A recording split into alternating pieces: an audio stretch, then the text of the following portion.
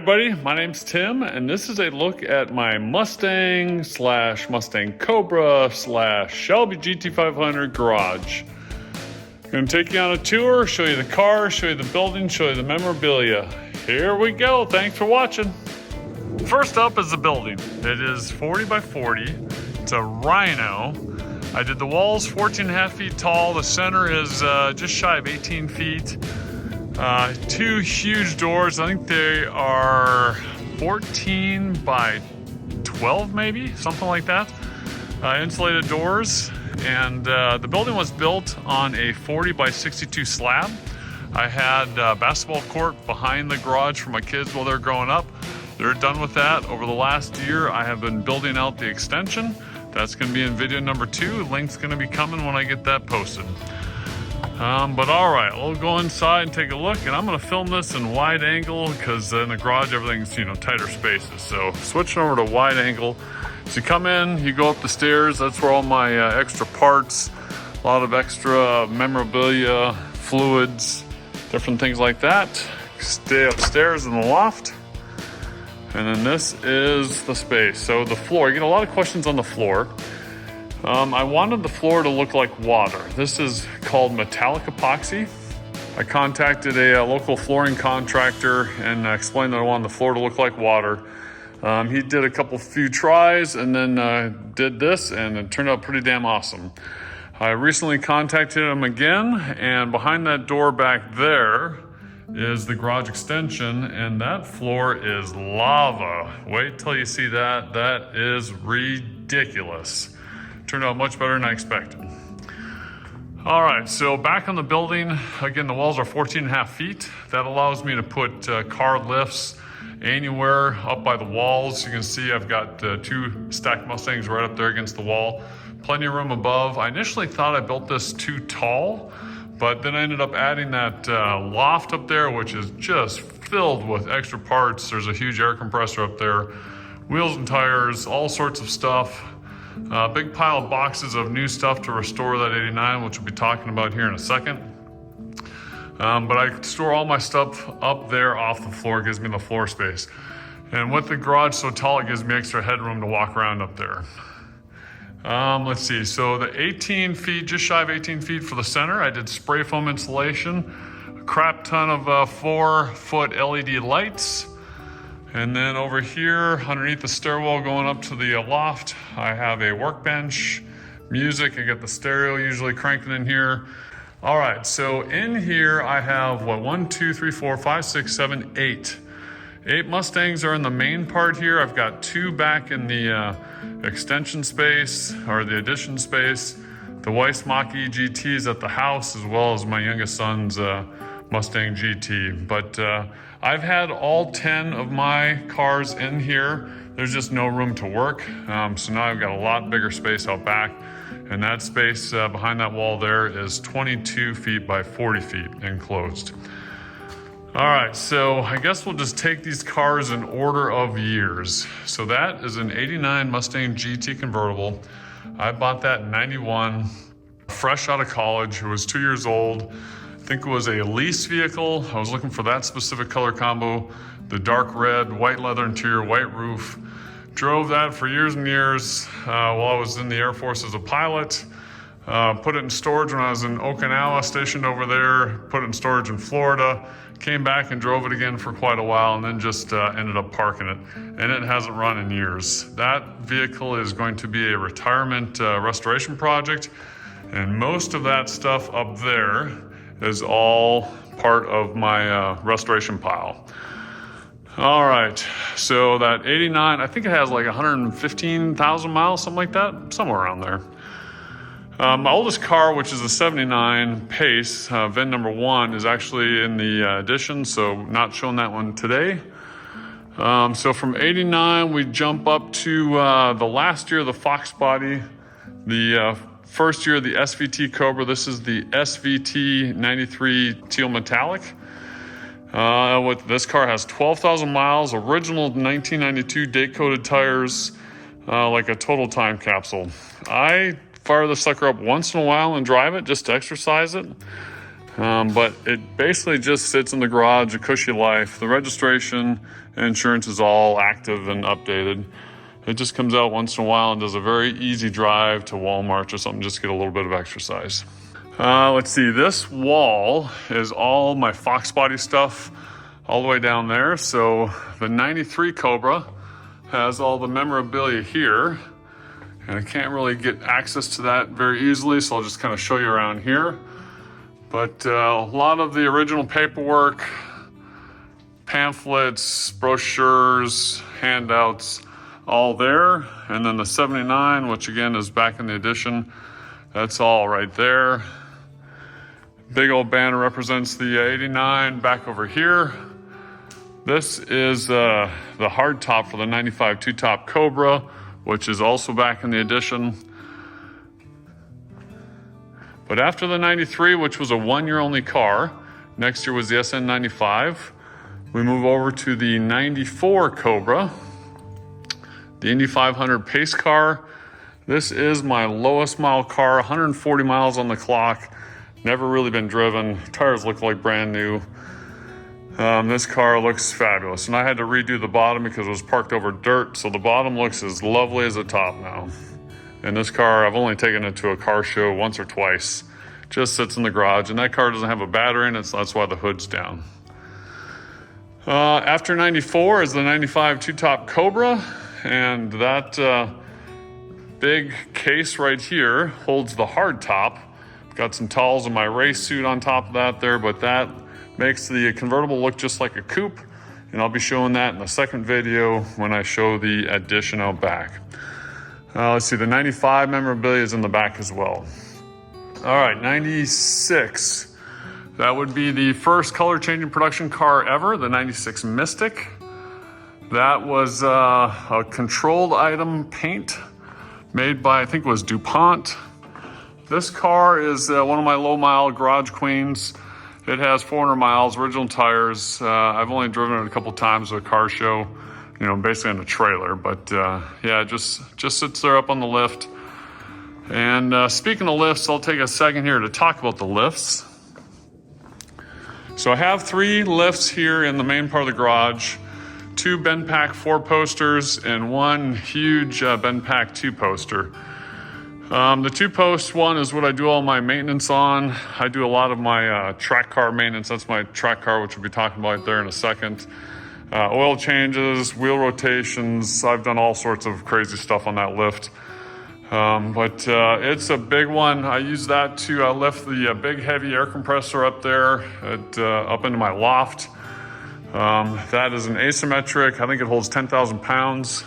And I've got it on the narrow setting. So basically I did the math on the width of this. This is a 40-foot wide. So I have a loft there, the tall 2-poster, 2 4-posters, and the math works wall to wall basically. And that gives me a little bit of room to squeeze between the lifts right there. All Bendpak, love them, great stuff. So after 96, let's see, 97, 98, 99, there was nothing one-off really there that I wanted to put in the collection. So then it takes us to the 2000 Cobra R. This was always my favorite car in the collection. Just a very unique drive. No nothing, as they would say. So no nannies, just ABS brakes and power steering, that's it. This car, again, like new, like a lot of these, has 1,500 miles. I take it out once in a while. This is one of 5 that were sold in Canada, where it's not street legal in Canada originally. Speaking of the Canadian cars, that's all the VINs right there from the Canadian cars. There were 5 of them up there, and they weren't street legal. The owner that bought this car thought it was gonna be street legal. Turned out it wasn't. So basically sat in Peter Klut's Legendary Motorsports warehouse, and he'd borrow a dealer tag to take it out to a car show once in a while. Next guy bought it, imported back into Montana, which you can see the tag up there. And then he was an older retiree, took his grandson out to get ice cream a couple times in it, and then I bought it back in, I think, 2015. I put LMR wheels and different aftermarket tires because the tires that are made for this car were one-off. You can't buy them anymore. Once you burn them up, they're done forever. So I got the original tires and wheels stored up top, and then when I take this car out, I'm usually sliding it sideways because it's just so dang much fun to drive. And then this is all of the 2000 Cobra R memorabilia. Got a whole wall of it. All the original sales paperwork. Canadian half French, half English window sticker showing 77,000 Canadian. And that goes all the way down, back alongside the wall back there. Yeah, so this car, like I said, it was always my favorite. Just a very unique drive experience. It now shares the co-favorites with my crazy track car 2020 GT500, which we'll get into here in a minute. So after 2000, 01, 02, there was no 02 because the Terminators were delayed. The 01 and 99s are basically the same. That jumps us up to the 03, 04 Terminators. This is the Mystichrome Terminator, another one of my super low mile cars. This one only has 500 miles. I think, let's see, that one has 400 miles. I think I said that. This one has 500 miles. And again, it's not a driver. Just kind of sits in the garage. Take it to a car show once in a while. It has the color changing leather interior. The seats and the steering wheel all change colors, and if you screw those up, you can't reproduce it. I've got a backup steering wheel and backup seat skins, all new old stock, up in my loft if I ever needed it. But yeah, kind of neat having the two color changing Cobras, 96 Mystic over 2004 Mystichrome, 400 miles and 500 miles. It's kind of sitting here as garage art. And then after 04, the S197 Mustang was introduced in 2005. That takes me to the 2011 GT500. There were a lot of S197 GT500s, so this isn't a rare bird, so I had no problems modifying this one. I got this one back in January of 2012. I guess that's 13 years ago. I have modified the heck out of this. As you can see, visual mods, Borla exhaust out back. And then the big mod, let's see, I'll go this way, underneath the hood is the Ford Racing 750 horsepower 2.9 Whipple kit. And this thing is way overpowered, under suspensioned, under braked. Get it straight, hammer the throttle, hold on, and 50-50 whether it's going to be successful or not. It's a fun, wild car. I taught my boys both when they were 15 years old how to drive a clutch, mainly in this car, because it was hard to kill because it had so much torque and the clutches roll light with the hydraulic clutch. They also drove the 93 a little bit, but my youngest kept popping the clutch and spinning the original tires, so we had to stop that.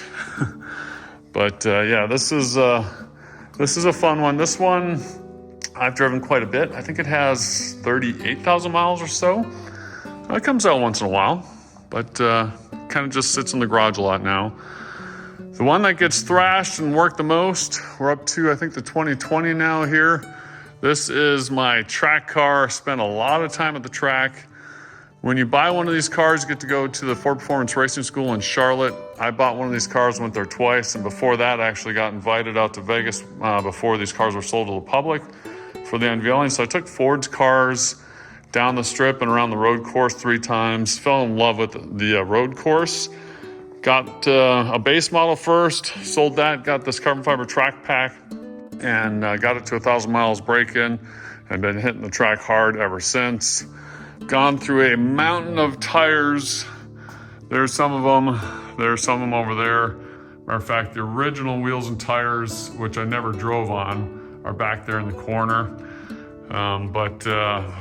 Gone through a mountain of tires with this car, a huge pile of brake pads, calipers, rotors. It's a constant upkeep because it's a big, heavy, high horsepower car that uses a lot of consumables, but fun AF, as the kids would say. And then let's see, we'll look at the engine bay here. I've got the VMP goodies. They're taller apex predator intake and street intercooler, as well as a closed box intake. And that allows for better cooling at the track, keep all your horsepower. better breathing, and this thing is fun. I spend a lot of time giving ride-alongs, coaching, driving, just having a blast. All right, let's look at some more of the memorabilia.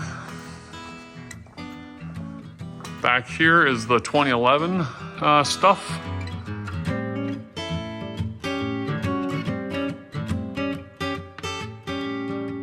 This is all my Terminator stuff here.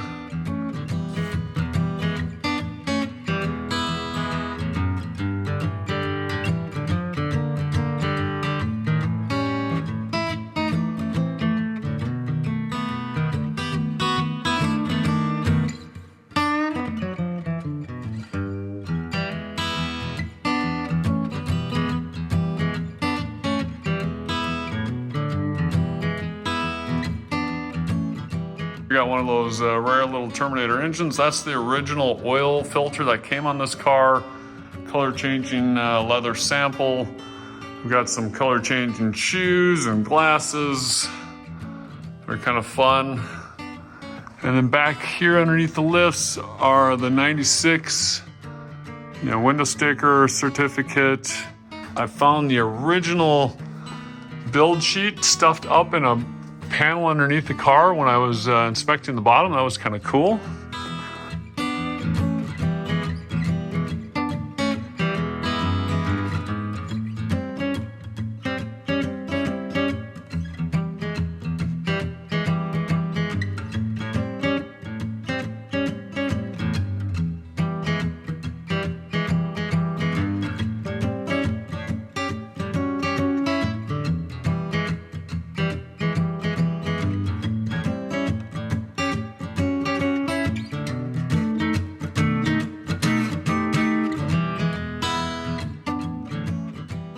Well, that's a tour of my Mustang Cobra, and Shelby GT500 garage. Thanks for watching. This is the main part of the garage, the water floor section. Up next, and a link I'll post, is for the addition. That's the lava floor side. Got to go check that out. That turned out way better than I expected. Thanks for watching. See you next time.